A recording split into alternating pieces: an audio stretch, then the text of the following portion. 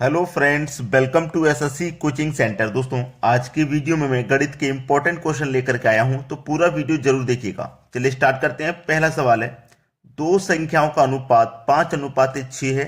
यदि दोनों संख्याओं में 6 जोड़ दिया जाए तो अनुपात 7:8 हो जाता है। तो संख्याएं क्या है वो बतानी है। ठीक है, देखो दो संख्याओं का अनुपात है। ये पहली संख्या हो गई, ये दूसरी संख्या हो गई। इनका अनुपात हमारे पास दिया गया है 5:6। यही तो है। अगर मैं यहां पे इसे 5x मान लूं और इसे 6x मान लूं तो क्या इसके मान में कोई परिवर्तन आएगा? कोई परिवर्तन इसके मान में नहीं आ सकता। ठीक है, कोई परिवर्तन इसके मान में नहीं आ सकता। अब मैं आपको एक चीज बताना चाहता हूं कि अनुपात का मतलब बटा भी होता है। जैसे कि 5:6 है, आप इसे 5/6 लिख सकते हैं। तो ये 5x है तो मैं इसे 5x लिख दूंगा, ये 6x है तो इसे मैं 6x लिख दूंगा। दोनों संख्याओं में 6 जोड़ दिया जाता है। दोनों संख्याओं में, यानी कि इसमें भी 6 जोड़ दिया जाता है और इसमें भी 6 जोड़ दिया जाता है। तो फिर नया अनुपात कितना हो जाता है? 7:8। तो 7:8 को आप 7/8 लिख सकते हैं। अब क्या हो जाएगा? Cross multiply. 8 का 5 से मल्टीप्लाई करो, 40x प्लस 8×6 = 48 बराबर 6 का 7 से करो, 6×7 = 42x प्लस 6×7 = 42। अब x वाले टर्म एक तरफ कर लो। ठीक है, ये 40x इधर आके माइनस का हो जाएगा, प्लस का है तो इधर आके माइनस का। तो 42 में से 40 माइनस हो जाएंगे तो 2x बचेंगे बराबर। अब देखो ये 42 है, इसको इधर लेके आओ, ये प्लस का था इधर आके माइनस का हो जाएगा। 48 में से 42 माइनस हो जाएगा तो 6 बचेगा। ठीक है, अब 2 से 6 कट जाएगा 3 बार में, मतलब x की वैल्यू आ गई आपकी 3। ठीक है, x की वैल्यू 3 आ गई है। उसने बोला है संख्याएं क्या क्या है, तो संख्या हमारी क्या थी? 5:6 थी। x का मान 3 निकल के आया है, तो x का मान 3 निकल के आया तो 3 का मल्टीप्लाई मैं 5 से कर दूंगा 15 और 3×6 = 18। यहां पे कितना हो जाएगा? 18।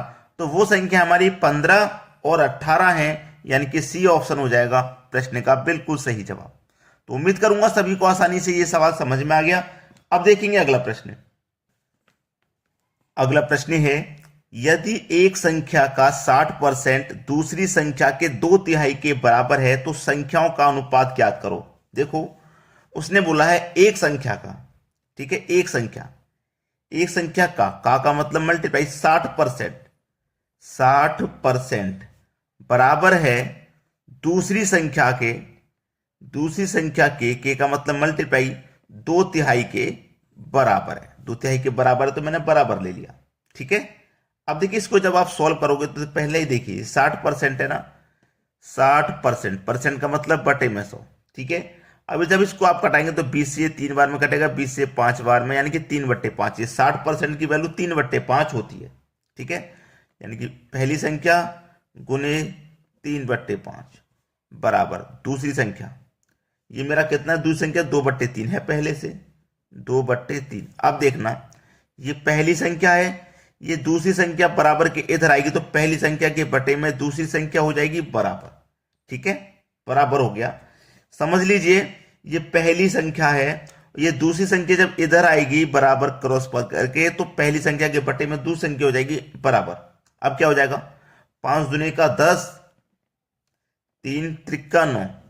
ठीक है, ये हो जाएगा, क्योंकि इसको आप बराबर के इधर लेके जाओगे तो ये पलट जाएगा। देखो ये है ना, इधर आप क्या करोगे? 2/3 लिखोगे, इसको जब लेके जाओगे इधर तो ये पलट जाएगा, 5/3 हो जाएगा। तो 5 दूनी का 10, 3 त्रिका 9, 5 दूनी का 10, 3 त्रिका 9, यही तो हो जाएगा 10/9। ठीक है, अब यहां पे आपकी पहली संख्या 10 है और दूसरी संख्या 9, तो अनुपात क्या हो जाएगा? 10:9 ये हो जाएगा, यानी कि पहला ऑप्शन है सही जवाब। चलिए अब देखेंगे अगला सवाल। अगला प्रश्न है, एक पर्स में 455 रुपए हैं जिसमें 1 रुपये, 2 रुपये तथा 5 रुपए के सिक्के 2, 4, 5 के अनुपात में हैं। पर्स में 2 रुपए के सिक्के की संख्या कितनी है? देखो, 1 रुपया, 2 रुपया और 5 रुपए के सिक्के हैं। ठीक है, 1 रुपया, 2 रुपया, 5 रुपया, टोटल अमाउंट है 455। योग आपके पास 455 है। इतना क्लियर हो गया ना? अब देखिएगा, आपके पास जो अनुपात है वो 2-4-5 का है। 2-4-5 का अनुपात है आपके पास। और आपके पास जो सिक्के रखे हुए हैं 1 रुपये, 2 रुपये, 5 रुपये, यानी कि 1 रुपया, 2 रुपया, 5 रुपया लिख लूं। 1 रुपया, 2 रुपया और ये 5 रुपये के सिक्के। अनुपात कितना है इनका? अनुपात है 2-4-5। अब देखना, 1 रुपये के 2 सिक्के का मतलब 2 रुपया, 2 रुपये के 4 सिक्के का मतलब 8 रुपया, 5 रुपये के 5 सिक्के का मतलब 25 रुपया। 25 रुपये हो गए ना? ठीक है, 25 रुपये हो गए। अब इनको जोड़ लीजिए। इनका जो अनुपात नया निकल के आया वो यही तो है। 8 और 2 10, और 10 में जोड़ेंगे आप 25, तो ये हो जाएगा 35। तो अनुपात का योग कितना हो गया? 35। तो इस योग में अनुपात के योग से डिवाइड कर दो, तो 35 से ये कट जाएगा 13 बार में। 13 बार में कट गया ना। आपसे पूछ रहा था सिक्के की संख्या कितनी है, सिक्कों की संख्या के बारे में पूछा उसने। ठीक है, सिक्कों की संख्या। तो सिक्कों की संख्या भाई कितनी है हमारे पास? हमारे पास सिक्कों की संख्या के बारे में पूछा है। सिक्कों की संख्या हमारे पास कितनी है? सिक्कों की संख्या के बारे में उसने पूछा है। सिक्कों की संख्या हमारे पास कितनी है? सबसे पहले उसने पूछा है कि पर्स में 2 रुपए के सिक्कों की संख्या कितनी है, ये पूछा है। 2 रुपए के सिक्कों की संख्या, पर्स में 2 रुपए के सिक्के की संख्या कितनी है? तो देखा, 2 रुपए के सिक्कों की संख्या पूछा है ना, 2 रुपए के सिक्कों की संख्या। तो 2 रुपए के सिक्कों का अनुपात हमारे पास कितना था? 4। तो 13 कमल पे मैं 4 से कर दूंगा, 52 रुपया हो जाएगा। ठीक है, 2 रुपए के सिक्कों की संख्या कितनी है? 52 है, यानी कि बी ऑप्शन प्रश्न का बिल्कुल सही जवाब है। 13 चौके 52। 13 कमल पे 4 से कर देंगे। 1 रुपए के सिक्के की पूछता तो 1 रुपए का अनुपात 2 है, 2 से कर देते। 5 रुपए का पूछता तो 5 का अनुपात 5, 5 से मल्टीप्लाई कर देते। चलिए अब देखेंगे अगला सवाल। अगला प्रश्न है, ए और बी की आय का अनुपात 3:2 है और उनके व्यय का अनुपात 5:3 है। यदि दोनों 200 रुपए की बचत करते हैं तो ए की आय कितनी है? बहुत अच्छा सवाल। देखिए, ए और बी दो व्यक्ति हैं, इनका अनुपात है 3:2। तो मैं इसे 3x कर लूं, इसे 2x कर लूं, इसके मान में कोई परिवर्तन नहीं आने वाला।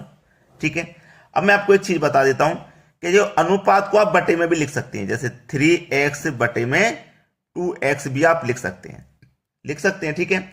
अब वो क्या कर रहा है कि 200 रुपए की बचत कर रहा है, यानी कि इसमें से भी आप 200 घटा दोगे, यानी कि ए 200 रुपए की बचत कर रहा है, ए में से 200 घटा दिया। बी 200 रुपए की बचत कर रहा है, बी में से भी 200 घटा देंगे। घटाने के बाद जो नया अनुपात बनता है वो है 5:3। तो अनुपात का मतलब बटा भी होता है, तो इसे आप 5/3 लिख सकते हैं। अब हो जाएगा क्रॉस मल्टीप्लाई। 3 त्रिक 9 यानी कि 9x माइनस का 3 दूनी 6 यानी कि 600, ठीक है, बराबर 2 पंजे 10 यानी कि 10x माइनस 200 का 5 से मल्टीप्लाई 1000। अब x वाले टर्म एक तरफ लीजिए, ये 9x प्लस का इधर आके माइनस का, तो 10 में से 9x माइनस हो जाएगा, केवल x बचेगा। ठीक है, ये माइनस का 1000 इधर आएगा तो प्लस का 1000, प्लस के 1000 में से माइनस हो जाएंगे 600 तो बचेगा 400, यानी कि x का मान कितना है? 400 है। तो आपने पूछा क्या है? a की आय कितनी है? a की आय, तो a का रेशियो कितना है दोस्तों? 3, x का मान 4 है, तो 400 का मल्टीप्लाई 3 से कर दूंगा, 4 त्रिक 1200 हो जाएगा।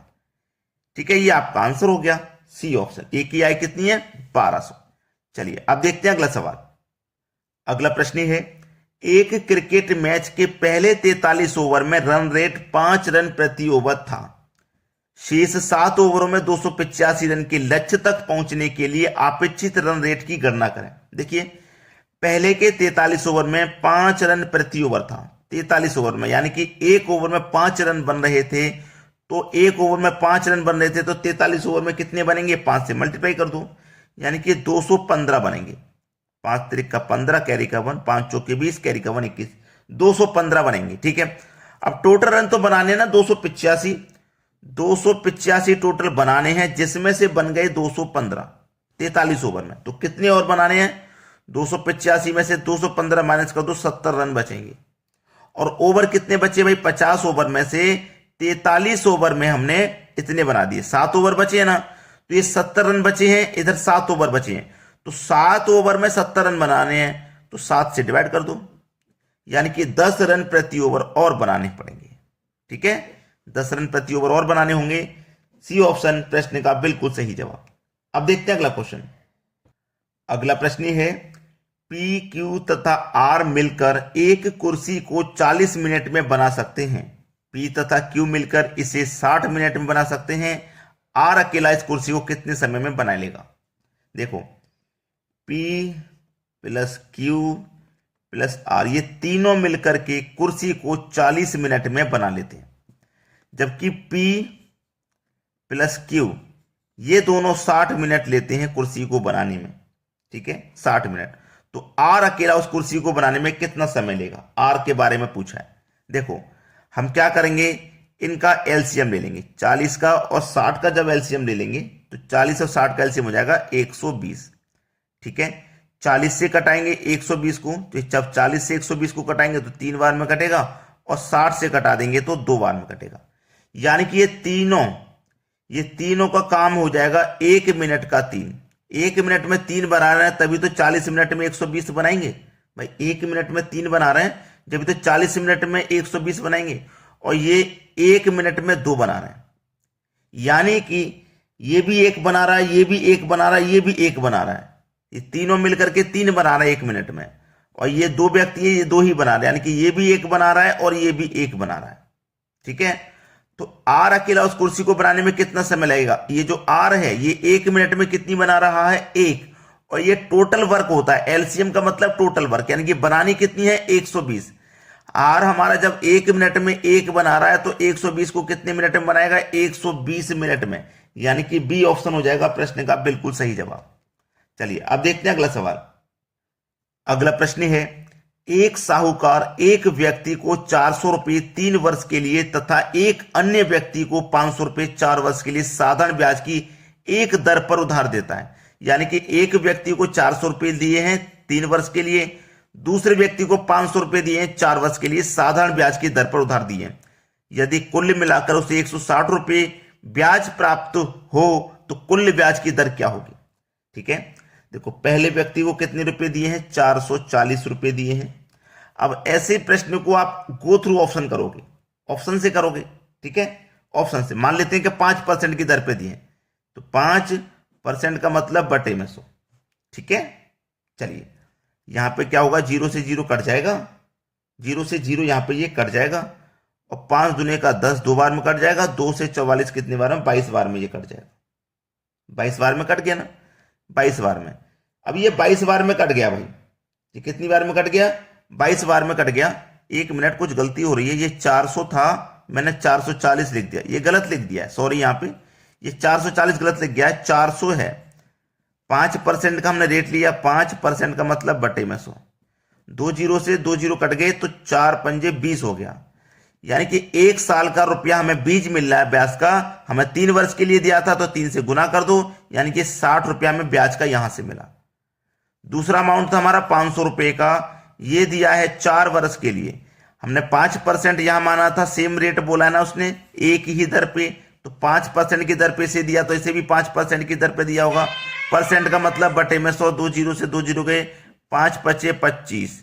ये 4 वर्ष के लिए दिए थे तो ये 4 से गुना कर दो, क्योंकि 1 वर्ष का ब्याज 25 मिला है तो 4 वर्ष का 100 रुपया मिला होगा। अब 60 रुपया ये, 100 रुपया ये, दोनों मिला के 160 मिलेगा, और मिला कितना है, 160 ही मिला है। तो पहला ऑप्शन बिल्कुल सही जवाब है, 5% की दर पे उधार दिया गया था। चलिए अब देखते हैं अगला सवाल। अगला प्रश्न है, यदि x प्लस वाई बराबर 19 और x माइनस वाई बराबर 7 हो तो x इंटू वाई का मान क्या होगा। देखो x प्लस वाई बराबर 19, x माइनस वाई बराबर 7, ठीक है, तो x इंटू वाई बराबर क्या होगा, यानी कि x और y का मान हमें पहले निकाल लेना है। देखिए माइनस का y प्लस का y कट जाएगा, x और x मिलकर के 2x बराबर 19 और 7 को जोड़ेंगे 26, 2 से 26 कट जाएगा 13 बार में, मतलब x का मान आ गया 13। अब x का मान समीकरण 1 में रख दो चाहे 2 में रख दो, ठीक है। देखिए x का मान मेरा 13 निकल के आया। अब 13 में मैं कितना जोड़ूं, y का मान कितना जोड़ूं कि 19 हो जाए, भाई सही में आ गया ना, कितना जोड़ूं। अब 13 में मैं 6 जोड़ूंगा, भाई 13 और 6 19 होता है कि नहीं, तो y का मान मेरा 19 हो गया, सवाल खत्म। x इंटू वाई पूछ रहा है, x मेरा 13 है, y मेरा 6 है, दोनों का मल्टीप्लाई, दोनों का 13 छिंग 78, सवाल खत्म। 78, 13 छिंग 78 हो जाएगा। तो चलिए अब देखेंगे अगला सवाल। अगला प्रश्न है 2 3 3 4 6 7 का माध्य यानी कि मीन क्या है, मीन ज्ञात करना है। अब मीन का मतलब क्या है मैं आपको अच्छे से बता दूं, माध्य या मीन यहां पे जो कह रहा है इसका मतलब है कि वो आपसे एवरेज पूछ रहा है। ठीक है, एवरेज यानी कि औसत पूछ रहा है आपसे, औसत। ठीक है, औसत निकालने का क्या तरीका है, सभी को जोड़ लो, जितनी संख्या उतने से डिवाइड कर दो। 2 और 3 5, 5 और 3 8, 8 4 12, 12 में 6 जोड़ो 18, 18 में जोड़ेंगे 7, 25। सभी संख्याओं का योग 25 है। संख्या कितनी है, 1 2 3 4 5 6, 6 संख्या, 6 से कर दो डिवाइड, 6 चौके 24, एक बचेगा नहीं जाएगा, 10 में लगेगा 10 हो जाएगा, तो 6 एक कम 6, 6 एक कम 6 हो गया। अब 10 में से 6 कट गया, 4 बचेगा 40। ठीक है, 6 6 36, 4 बचेगा 40 हो गया ना, 6 से कटाएंगे, 6 6 36 बार में कटेगा। अब 4.16। ठीक है, 6 6 36 कटाना, 40 में 36 कट गया, 4 बचेगा, फिर से 40 हो जाएगा, 6 6 36, 4 बचेगा, फिर से 40, 6 6 36, तो ये 6 6 6 6 चलता रहेगा। तो इस 6 6 6 जो क्या लिख देंगे 17। ठीक है, ये देखिए किस ऑप्शन में, ये आपके पहले ही ऑप्शन में सवाल सही हो गया। चलिए अब देखते हैं अगला क्वेश्चन। अगला प्रश्न है, एक वस्तु 25% लाभ पर 2100 रुपए में बेची गई, इसका क्रय मूल्य क्या है। देखो, कोई भी वस्तु का क्रय मूल्य अपने आप में 100% होता है। अब ये 25% के लाभ पर 2100 में बेची गई है, यानी कि 100% होता है, ये इसमें 25% का लाभ कमाया है, 100% की चीज पर 25% का लाभ कमाया है। ठीक है, और उसने 2100 रुपए में बेचा, यानी कि 100% की चीज को उसने 125% में बेचा है। ये 125% की वैल्यू है आपकी 2100 रुपया।